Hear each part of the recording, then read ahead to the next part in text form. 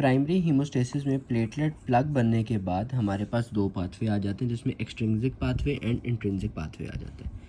Extrinsic pathway start होता है tissue injury से, जो टिश्यू फैक्टर 3 को, जो टिश्यू थ्रोम्बोप्लास्टिन भी जिसे कहते हैं, वो एक्टिवेट हो जाता है, जो along with activated factor 7A activate करता है फैक्टर 10 को 10A में। याद रखें, तमाम फैक्टर्स को रोमन न्यूमरल्स में यूज़ किया जाता है और इसके एक्टिवेटेड फॉर्म के साथ A लगाया जाता है। इसी तरह इंट्रिंसिक पाथवे में जब ब्लड एक्सपोज होता है टू द चार्ज सरफेस, ये 12 को 12A में एक्टिवेट करता है, जो बाद में 11 को 11A में एक्टिवेट करेगी, which eventually activates 9 into 9A। अब 9A along with activated factor 8A activate करेगा 10 को 10A में, जहाँ पर हमारा कॉमन पाथवे स्टार्ट हो जाएगा। अब कॉमन पाथवे में 10 10A में कन्वर्ट हो रहा था, या तो यहाँ से या फिर इंट्रिंसिक पाथवे से, जो बाद में प्रोथ्रोम्बिन को थ्रोम्बिन में कन्वर्ट करेगा, जो बाद में फिब्रिनोजिन को फिब्रिन मोनोमर्स में एक्टिवेट करेगा।